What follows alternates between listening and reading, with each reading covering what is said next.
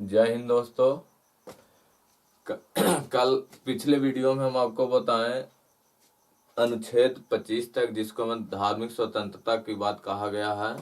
इसको में कहा गया है कि आप भारत देश में किसी भी धर्म को अपना सकते हैं। हमारा संविधान में लिखा गया पंथ निरपेक्ष। पंथ निरपेक्ष में कहा गया कि हम धर्म के किसी भी धर्म को शिकायत नहीं करेंगे। जो जिसको धर्म है वो अपनाए, वह अपने रूप से करे। धर्म से वो दूर नहीं, लेकिन वो सब धर्म को आदर सम्मान से करती है हमारा संविधान कि सभी धर्म को हम एक दृष्टि से देखेंगे, चाहे वो सनातन धर्म हो, चाहे इस्लामिक धर्म हो, चाहे जैन धर्म हो। इस पर हम बात कर रहे थे। धर्म किसी जो भी व्यक्ति अपनी इच्छा से जो धर्म में जुड़ सकते हैं, वह संविधान आपको स्वतंत्रता देती है कि आप कोई भी धर्म अपना सकते हैं।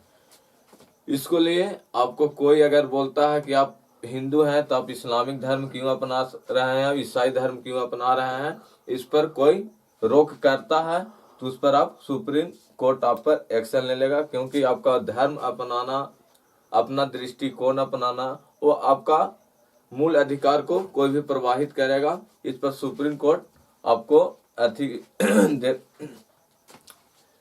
स्वतंत्रता देती है, इस पर एक्शन भी लेता है। हमारा मूल अधिकार का रक्षक सुप्रीम कोर्ट करता है और हाई कोर्ट भी करते हैं। वह अनुच्छेद सुप्रीम कोर्ट 32 के तहत करते हैं और हाई कोर्ट 226 अनुच्छेद के तहत करते हैं। इसलिए कोई भी व्यक्ति को अपना स्वतंत्रता पूर्वक वह धर्म जो भी अच्छा लगे वह अपना सकते हैं। और अनुच्छेद 26 में कहा गया है कि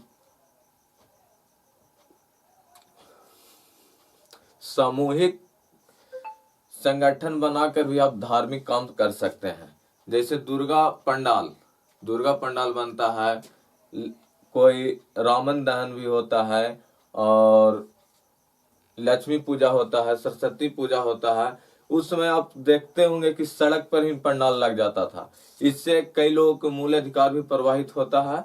लेकिन उसको में कहा गया कि हमेशा के लिए नहीं है। कभी आप पंडाल देखोगे रोड पर, लेकिन अंदर से ऊपर से अंदर से रास्ता दिया रहता है, ये रोक टोक नहीं रहता है। इसलिए धार्मिक दृष्टि से आप इस तरह से सामूहिक संगठन कीजिए कि किसी का मूल अधिकार प्रभावित न हो। ईद या बकरीद में मुस्लिम भाई लोग नमाज भी पढ़ते हैं, वो भी सड़क पर ही पढ़ते हैं। इस पर 1-2 घंटा, आधा घंटा का नमाज होता है, उसके बाद ठीक हो जाता है। ही ना कि दिन भर नमाज पढ़ रहे हैं, गाड़ी सकड़ा रुका हुआ है। ऐसा नहीं है कि आप अपना धर्म पूजा करने के चलते दूसरा के भी धर्म पर ध्यान नहीं दें।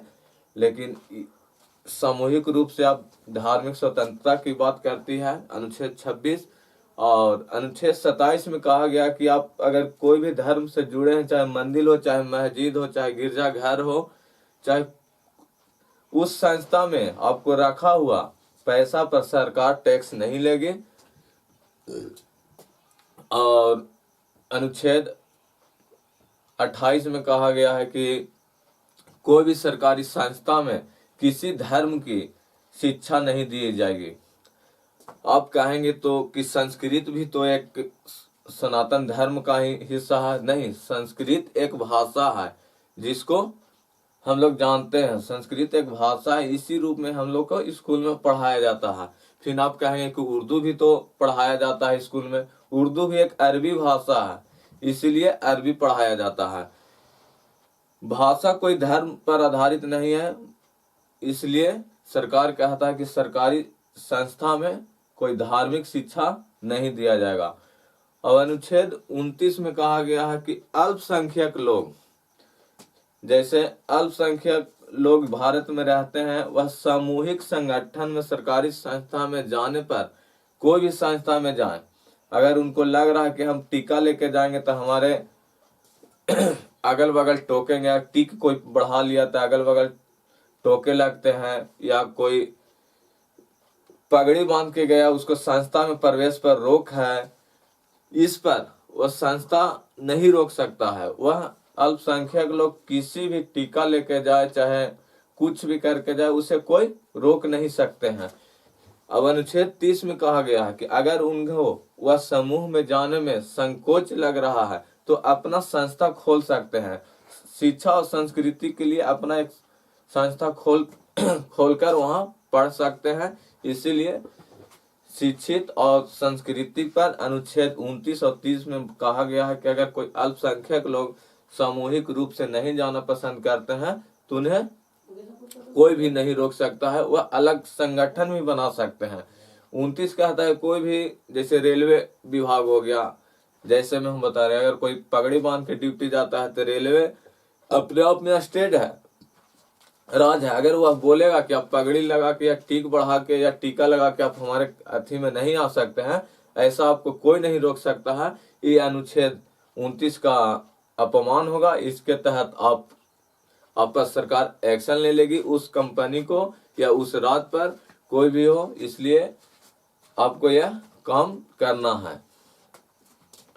यदि अनुच्छेद 30 में कहा गया है कि अगर आप उस समूह में पढ़ने में संकोच रहे हैं कि हम टीक लगा बढ़ेले हैं चाहे पगड़ी लगा के जाते हैं, उससे संकोचने की बात नहीं है। आप अपना एक संस्था अलग खोल सकते हैं। इस पर सरकार इस पर डिसीजन लेता है कि वह कौन सा है। यह भारत के मूल निवासियों को ही दिया गया है, यह छूट इन्हें विदेशी निवासी को नहीं दिया गया है। और अनुच्छेद 31 में कहा गया है संपत्ति का अधिकार। संपत्ति का अधिकार, इसमें एक आपको संपत्ति बताएं 19 के 6 में, अनुच्छेद 19 के 6 में वह संपत्ति जो आप खरीदे हैं वह संपत्ति की बात है।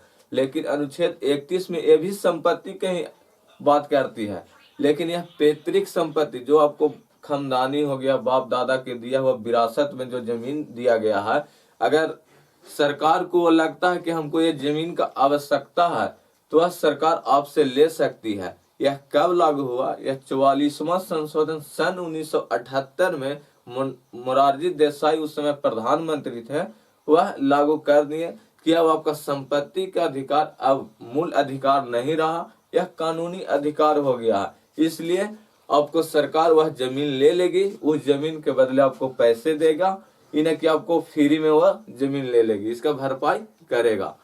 और अनुच्छेद 32 में कहा गया है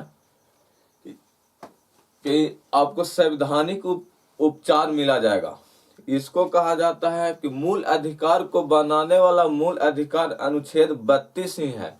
मूल अधिकार को बनाने वाला ही अनुच्छेद 32 है मूल अधिकार। मूल अधिकार को संविधान में या अनुच्छेद के मूल अधिकार को संविधान में आत्मा कहा गया है। और अगर कोई पूछ दे कि संविधान में किस भाग को आत्मा कहते हैं, तो वह प्रस्तावना भाग को आत्मा कहते हैं। या सुप्रीम कोर्ट ने कहा था कि प्रस्तावना के पहले वह मानते नहीं थे प्रस्तावना, लेकिन अब प्रस्तावना को सुप्रीम कोर्ट ने कहा कि यह भाग भी है, और वह सुप्रीम कोर्ट ने कहा कि यह आत्मा है संविधान का। और भीमराव अंबेडकर जी ने बोले थे कि अनुच्छेद 32 या संविधान अनुच्छेद 32 या आत्मा है। अगर क्वेश्चन में पूछता है किस अनुच्छेद को संविधान को आत्मा कहा जाता है तो वह 32 है। और अगर कोई पूछ दे कि किस भाग को संविधान को आत्मा कहा जाता है तो वह प्रस्तावना है। इसमें 5 तरह के सुप्रीम कोर्ट रीट जारी करते हैं जिसको याचिका बोलते हैं। इसमें पहला है बंदी प्रत्यक्षीकरण। अगर कोई भी व्यक्ति का यह सबसे बड़ा रीट है, अगर कोई व्यक्ति अपराध करता है, अगर उसे पुलिस पकड़ लेती है तो उसे 24 घंटा के अंदर उसे न्यायालय पहुंचाना उस पुलिस का कर्तव्य होगा। अगर वह नहीं पहुंचेगा तो न्यायालय में उन्हें सजा दिया जाएगा। और दूसरा है परमादेश। परमादेश उस पर लागू होता है जब सरकारी कोई व्यक्ति अपना सही समय पर अच्छी ढंग से काम नहीं करती है, तब उस पर परमादेश सरकार लाती है और उसको टाइम बताती है कि आप इतना से इतना बजे तक आपको सिलेबस खत्म कर देना है। यदि कोई, हम एक सिंपल सा उदाहरण लेना चाहते हैं, मगध यूनिवर्सिटी का जो बीए का जो होता था ग्रेजुएशन, वह 3 साल का कोर्स था, लेकिन वह मगध यूनिवर्सिटी 5 साल 6 साल तक करते थे। इस पर सुप्रीम कोर्ट ने इस पर परमादेश लाई और उसने कहा कि आपको इतना तारीख से इतना तारीख तक इतने जो इस वर्ष का बच्चे एडमिशन लिए हैं इतना तक इनका फाइनल हो जाना चाहिए। और दूसरा रीट होता है कि अगर कोई सरकारी स्कूल में पढ़ा रहा है टीचर और उसका सिलेबस खत्म नहीं हुआ तो उस पर बच्चे लोग भी जाकर एप्लीकेशन लिख कर कहेंगे कि हमारा सिलेबस एग्जाम आने वाला है और हमारा सिलेबस खत्म नहीं हुआ, उस पर भी सरकार इस पर परमादेश जारी करता है। तीसरा होता है अधिकार परीक्षा, जिसको इंग्लिश में कहा जाता है कोब्रेंटो। अगर कोई व्यक्ति उस अधिकार को करने को लिए तत्पर नहीं है फिर भी वह सीनियर काम को करता है तो उसे सुप्रीम कोर्ट कहते हैं कि आप अधिकार से ज्यादा उड़ रहे हैं। इसको लिए संवैधानिक या न्यायालयी भाषा में कहा जाता है कोब्रेंटो। कोब्रेंटो का मतलब होता है कि आप अपना अधिकार से ज्यादा उछल रहे हैं, इसलिए उन्हें सबक सिखाने के लिए कहा जाता है। ये अगर सिंपल सी बात मानते हैं कि सरकारी स्कूल में अगर कोई चपरासी है, चपरासी जाकर वहां पढ़ाना चालू कर दे तो उसी को कहा जाता है कि अधिक अधिकार से भी आगे ये काम कर रहा है, इस पर भी एक्शन लिया जाता है। और चौथा है निषेध या प्रतिषेध। इसको तब लाती है न्यायालय जब निचली न्यायालय उस फैसला को सुनाने का अधिकृत नहीं है, अधिकार नहीं है और वह फैसला सुनाने वाला है, तब वह उच्च न्यायालय अपने निचली न्यायालय को आदेश देता है कि आप यह फैसला नहीं सुना सकते हैं, इस पर वहीं पे प्रतिषेध हो जाता है। इससे पहले जो अयोध्या का जो राम मंदिर बना बाबरी मस्जिद में, जब हाई कोर्ट ने यह फैसला सुना दिया था तब उसे रोक दिया गया था। उस समय प्रतिषेध लाया था सुप्रीम कोर्ट ने, कहा कि आप इसको हक नहीं सुना सकते हैं। और एक होता है उत्प्रेषण।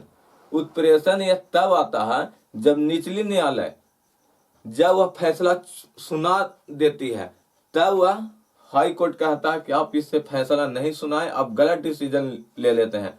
जैसे हम कहते हैं कि दो राज्य है बिहार और यूपी, और किसी व्यक्ति को बिहार में मर्डर होता है तो वह यूपी में जाकर केस नहीं लड़ेगा, वह जब भी केस फाइल होगा तो वह बिहार के ही कोर्ट में होगा, इसीलिए पटना में होगा।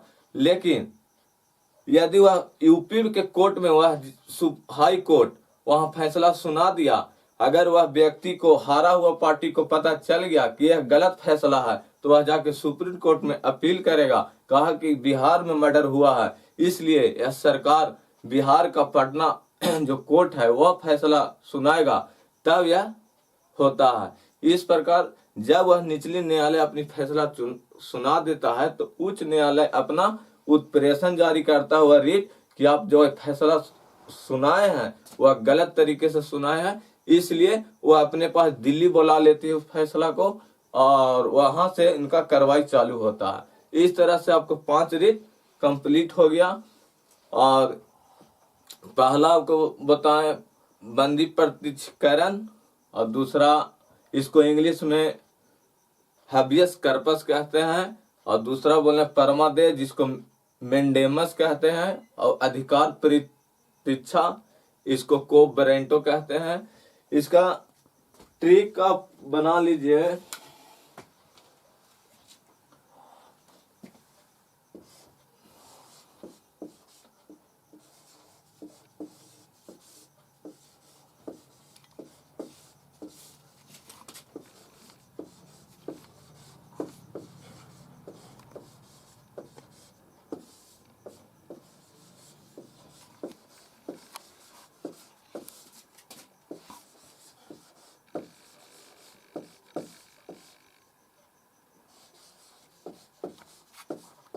इसका आप ट्रिक बना ले, बंदी पति परमेश्वर उसका अधिकार, बंदी से हो जाएगा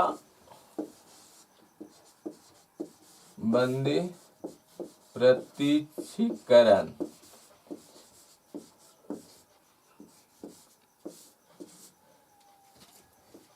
पति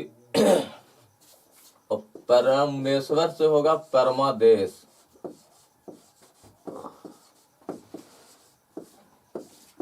और उसका से होगा उत्प्रेषण।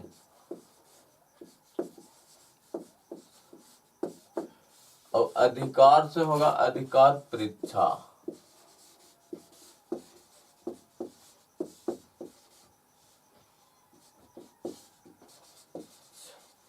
अधिकार परीक्षा।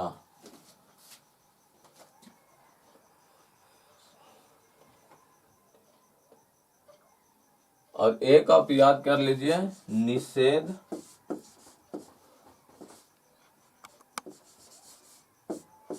या प्रतिषेध।